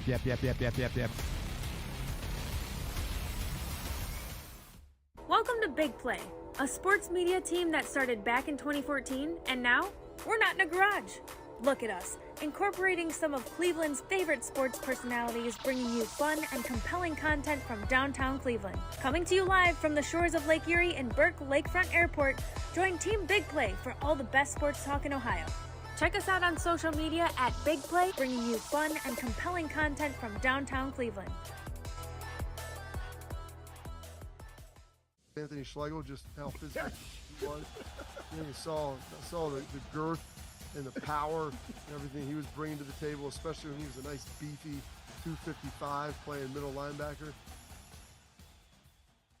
We were called soft last year. You don't want to be soft, especially when you come to the playoffs. So that's going to be a process throughout this season of establishing us as a harder team here in the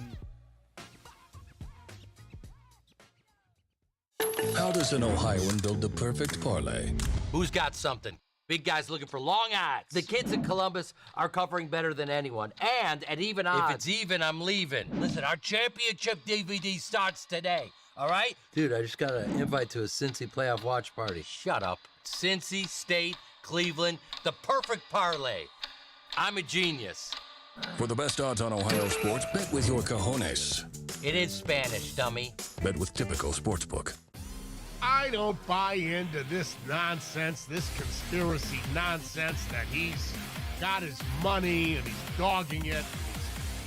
That's ridiculous.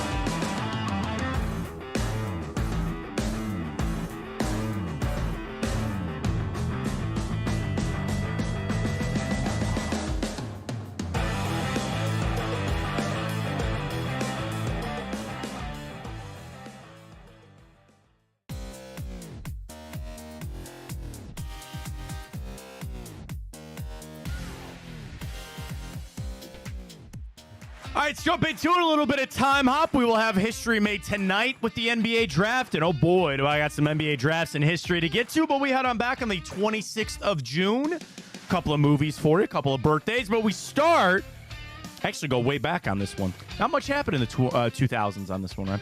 This day, 1997, Harry Potter and the Philosopher's Stone It's the first was one, right? first published by J.K. Rowling. Now, they changed it to the Sorcerer's Stone, I think for the United States and then also for the movie. But it all started with the publishing of the first book this day, 1997. Isn't J.K. Rowling like a little... Like, she doesn't like transgender people. okay. Yeah, let's say she's a little out there. But as far as Harry Potter goes, I know people that are giant fans. It's like... I don't know if this is necessarily a bracket idea. And I use the word cult for like lack of a better term. But you got Harry Potter people... You have Star Wars, Star Trek, like Batman, I guess, like Marvel. What's some other ones? You know, like people that are really into Disney, I guess. Like, yeah, Lord of the Rings. Lord of the Rings, yeah. Like you've seen every movie. There's like a billion spin-offs. Game of Thrones, maybe. I don't know. But Harry Potter's up there, man. Obviously, that's isn't she not the most like the richest author of all time? I would be surprised. She wasn't. Richest author of all time. J.K. Rowling is considered one of the richest authors. Forbes made her, in 2004, Forbes named her the first billionaire author to amass wealth solely through writing. Her Harry Potter series has sold more than 600 million copies and translated into 84 languages. She fell off the billionaire list after she donated $160 million to charity. That's awfully nice of her. Other wealthy authors include Stephen King with a net worth of almost $500 million. Nora Roberts, $400 million. Margaret Collins, who did the Hunger Games trilogy. Sarah Collins, or isn't it Sarah Collins? Maybe that's her pen name. It says Margaret Collins on this. I don't know. She did the Hunger Games trilogy. She was adapted into 4 movies. She earned $114 million between 2008 and 2018.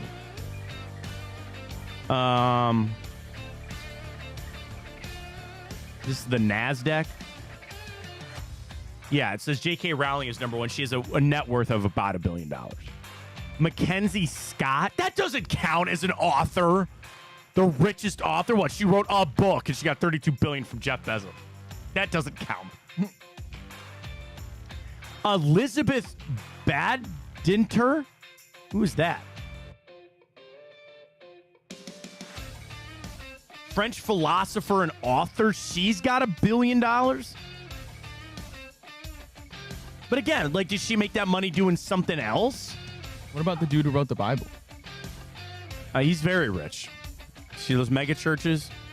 See that jackass driving in his private plane? God wanted me to have a Who is that a-hole? Somebody said that? No, the Joel Osteen, that guy.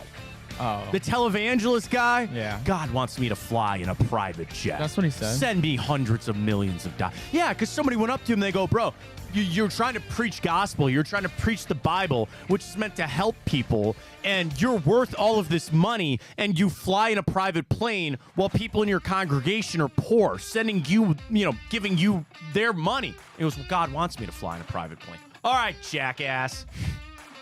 I hate people. It's worse, sending him money or sending somebody OnlyFans money? Sending Joel Osteen I actually think that's worse, too. Yeah, it is. That's actually worse. I agree. Get out of the church. No, we're not doing that.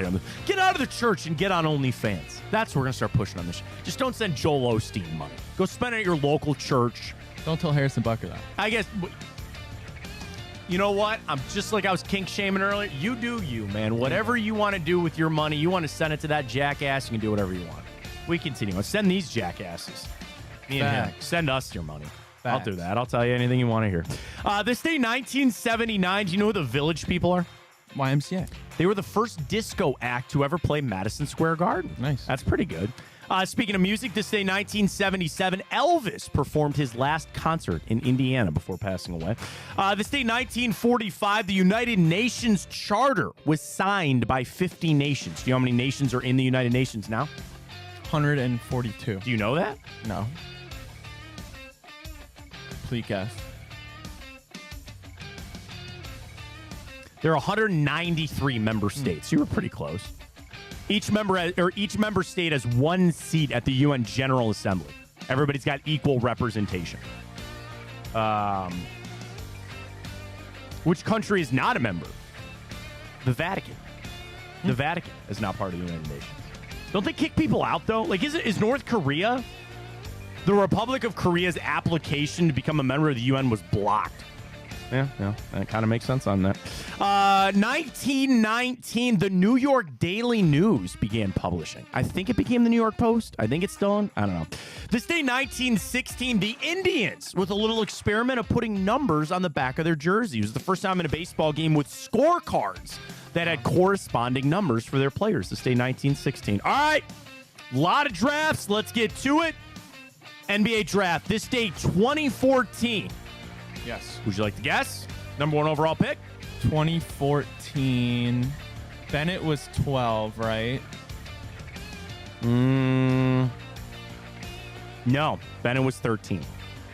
So. And Cat was 15? Yes. Oh, God. Well, no, you know Andrew. You just give it away. Andrew Wiggins, was that draft? See, Anthony Bennett was the year before, then Andrew Wiggins in 14. Wiggins goes 1, Jabari Parker 2, Joel Embiid goes 3, Julius Randle 7, Zach LaVine 13. That's about it, man. Bogdan Bogdanović was in this draft, not that one, the other one.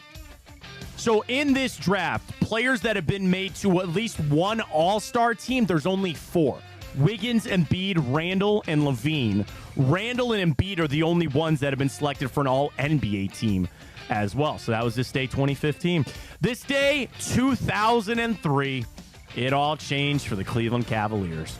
They take LeBron James, first overall. There was no debate on that. As long as you got the lottery, which they did, they took LeBron 1. But this one, not bad. Other than Darko Milic, who went 2nd, Carmelo goes 3, Bosh goes 4, Dwayne Wade goes 5, Chris Kaman was in this first round, Luke Ridnour, David West, Sasha Pavlovich, Kendrick Perkins, Jason Capono going to the Cavs in the second round, Luke Walton, a second-round pick all the way back in 2003.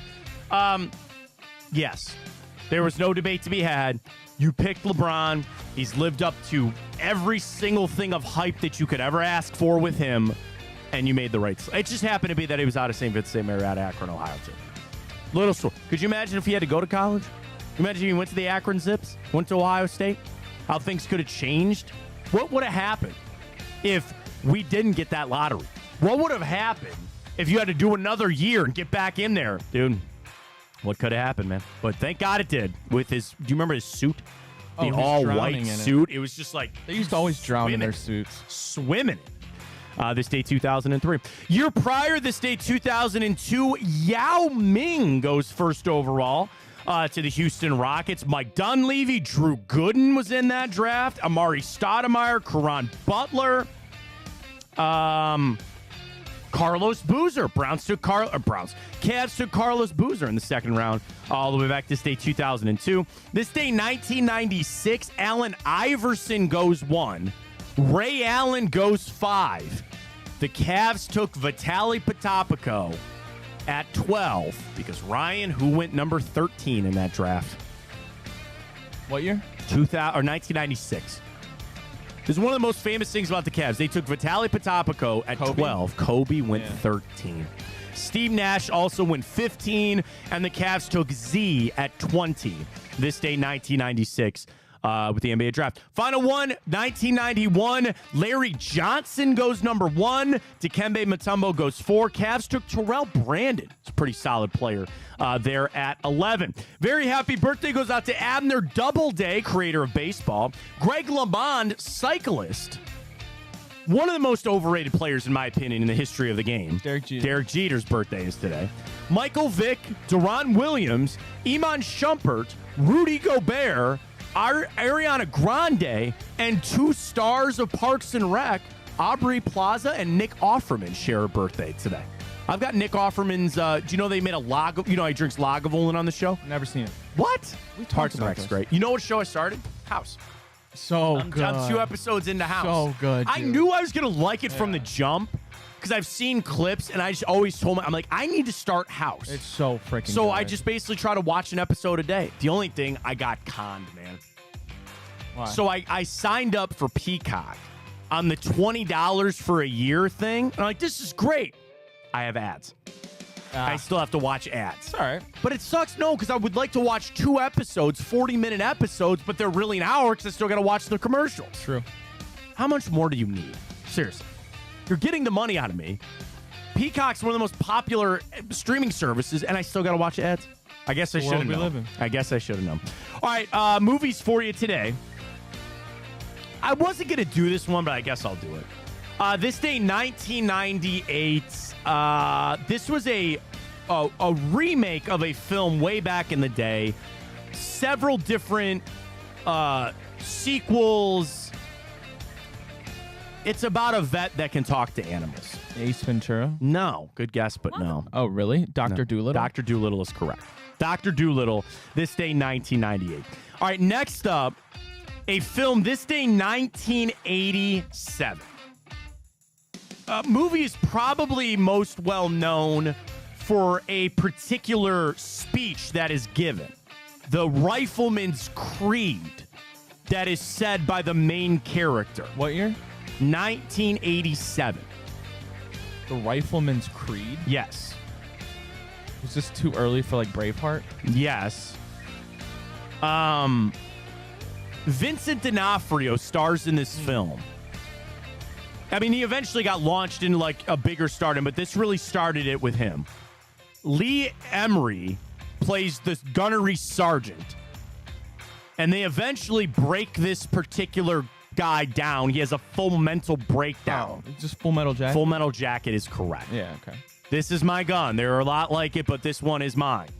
And then, again, spoiler alert, he goes nuts and he kills the gunnery sergeant. And then Matthew Modine, they actually have to eventually go to that. But yeah, Full Metal Jacket with Gomer Pyle.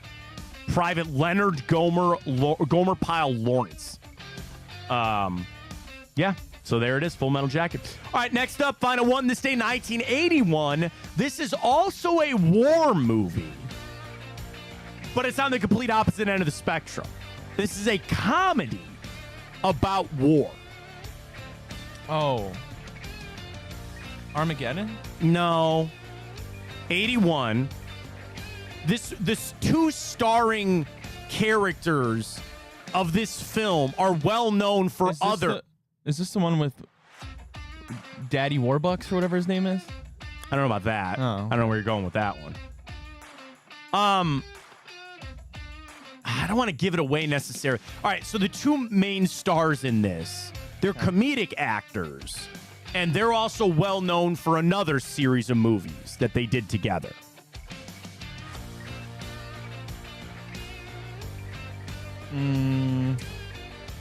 Gonna need more? Yeah. So the whole premise of the movie was a slacker, John Winger, who ends up getting his friend Russell Ziske to join the army with him. And they run into a character of people. Ox, John Candy is in this one. And they get into the army, and then eventually they actually have to guard an urban assault vehicle that they end up taking on a mission, and it kind of all falls apart. The majority of the movie is about them getting into the army and like having to deal with Sergeant Hulka. I don't think I've ever heard of this. Stripes. Have you ever heard of Stripes? No, I haven't. So it's Bill Murray and Harold Ramis, Okay. who did Ghostbusters, but they also did this as Winger and Russell Ziske. Solid flick. Actually, I had one of my old bosses. He was always bring Stripes up when he was talking about radio, because he said the thing about Stripes that they struggled with figuring out how could they get them to the army quicker. So they had to tell backstory. Winger was a slacker. His girlfriend left him. He was out of a job. Ziske was doing English as a second language. Like, he wasn't making any money. And they decided, let's go to basic training. And they get into the Army, and calamity ensues there with stripes. This day, 1981. So there you go. All right, guards in action tonight. Let's go. Cookie back on the hill. Mike got it. Mike got it right away. He's like, stripes. It's a good flick. Pretty solid flick. Cookie back in the saddle tonight. Ryan, am I wrong for viewing this game as like a throwaway? To say you already won the series. Don't you want to go for the kill, so to speak, and finish it on out? Yeah, or like, because I want that 1 seed. well, I mean, you're in position for it right now. I want the 1 seed. I want that bye, baby. I'm okay just with a bye, so I think you're fine with where you're at. Cookie on the hill tonight. Are you feeling the pressure about the decision the Guardians are going to have to make here with some of their starting pitching coming up? I mean, I don't know how you couldn't be. I'm not going into September baseball rolling out. Bibby's fine, obviously. Yeah. He's the one. But I'm not rolling into September baseball with my 2, 3, 4 being, if you assume Gavin Williams come as your 2, and maybe if he lives up to that, that's fine. But you're not winning deep playoff games when you're rolling out there Logan Allen and Tristan McKenzie the way they're throwing right now. And you're not. You can't even start Cookie in a playoff game. Yeah. No, I completely Can't agree. do with it. No, you can't do it. All right, back to the draft for tonight. Our Twitter question was up. We were asking everybody, where are you at with tonight's draft? Do you care about the Cavs pick, where Bronny goes, or you don't even know it was tonight? 44.7%. Didn't even know the draft was tonight. Come on now. 33, who the Cavs take at 20, 21, where Bronny James goes. All right, head over to Cleveland.com. The great Chris Fedor. While the Cavs enter a chaotic 2-day extravaganza, hold the 20th overall pick. Sources tell Cleveland.com they've had numerous conversations with each team picking in the second round to gauge the viability of acquiring another pick. Chris writes there are 4 teams to keep an eye on here. Memphis, Indiana, Portland, Sacramento are the teams to monitor, each holding multiple second-round picks and perhaps not enough room for all their rookies. If the Cavs do snag a second-rounder, he says Jalen Wells out of Washington State, a late bloomer and a JUCO transfer, may be a guy in that second round. Other options, USC's Boogie Ellis, not that USC player, the other one. Kevin McCullough Jr. from Kansas. Sources also telling Chris the Cavs are open to the possibility of a draft night deal, moving up for a coveted player. This is up Ryan's angle. Dropping back a few spots, given how closely they rank some of their options in the 20th pick right there. So I guess just kind of reading Chris's last kind of write-up here before the draft, maybe the moves are on. Like, I just come back to Darius Garland. Do you make your trade for him or with him tonight? Do you hold on to him? Do you draft a player for somebody else? Depending on who's available, here's some of the guys that Chris brings up in no particular order. California guard, Jalen Tyson. Bub Carrington, Carlton Carrington. Kansas swingman Johnny Furpey, we talked about him. Kyle Filipowski, Khalil Ware, Cam Christie, Tristan DeSilva, Yves Missy, Terrence Shannon Jr. Those are all some of the guys that we have brought up that Chris brings up here as the potential. Supersized Boilermaker Zach Edey is another option, he says here. But the Cavs are currently operating under the belief that Jacoby Walter, Jared McCain, and Zach Edey will all be gone by the time that they pick at 20. If not then, Tyson, Furpey, and Ware are the highest profile prospects that the Cavs brought in for a workout under Mike Garrity, charge head coach and development ace there. Filipowski, Edey, DeSilva, Walter, and McCain also fall into the category that the Cavs won't select them because the current depth chart are thinking that they'll be chosen earlier. So, like, that's what I'm saying is how much do you dive into your need right now versus what is it going to be after these trades? Are you drafting somebody to replace Jared Allen? Would you not then just say just keep Jared Allen? I don't know. There's a lot. And I think tonight, my interest will be very high because it's going to tell you where the Cavs go from here. This pick, one way or the other, is going to give you a little idea of the roadmap of what the Cavs want to do the rest of this offseason.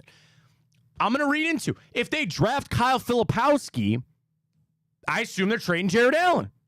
They draft Bub Carrington, I assume Darius Garland's gone. You know, these swing wing guys, you need that no matter what. So that's not going to give me a tell on something. But what they do tonight and who they end up taking, I think is just going to give me a little push on what direction they're going to make a trade. Assuming they're going to make a trade. Give me a percentage, Matt. What are the odds? You know what I'm going to ask. Yeah. If they draft Bronny. They're not doing it. But Zero. Give me an odds. Zero. If he does it, if they... All right, I'll put it this way. The odds they don't draft him are minus 10,000. If they draft Bronny James at 20, will you shave your head? No, I'm not doing that. Oh, come on. I hate doing that kind of crap. You just said it was minus 10,000. I have to go get a haircut. I'm getting a haircut tomorrow anyway, by the way. Shave your head. No, I'm not doing that. Shave your head. I'm not doing that. Get a tattoo finally. I've discussed that. I'll do that. That's fine. Sure. All right. Sure. We'll line that up. They're not taking Bronny. There is just no. You can't play that game.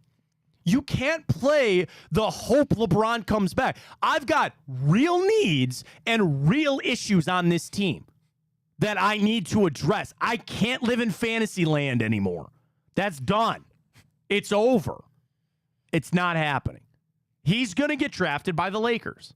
The Lakers are going to take him tomorrow night. I'll put good money on that. Or he doesn't get drafted at all. That actually, you want to know what? I would probably put better money that he doesn't get drafted. Wow. And he becomes an undrafted free agent, which is fine. And then he could just sign with the Lakers on because if the Lakers don't feel like anybody else is going to take him. The other thing is, would another team really want to screw this up? You, me, and everybody out there knows what LeBron wants to do, right? Why do you want to screw that up? Seriously. What do you get out of it? The Portland Trail Blazers. What if they really like the him as a Detroit prospect? Pistons. What do you... He's not going to be like... I don't know if he's going to be that good.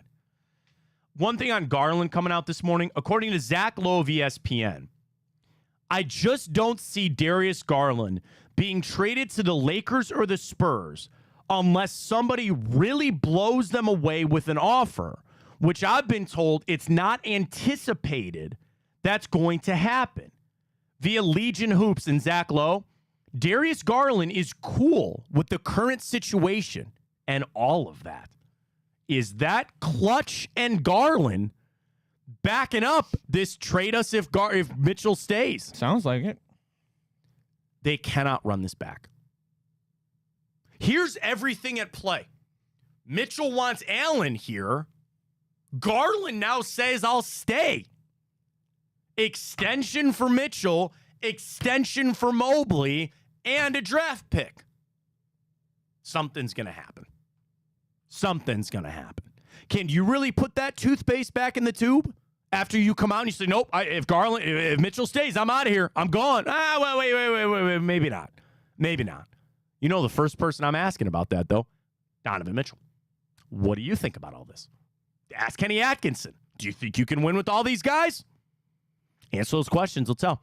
Tonight's going to be exciting night. I can't wait to see who the Cavs pick. I think it will impact what they do the rest of the offseason, so we'll watch that. Tonight, Bruce Drennan, bonus time. I'm going to stick around. I'm going to join Bruce for a segment tonight, so catch that on Twitter.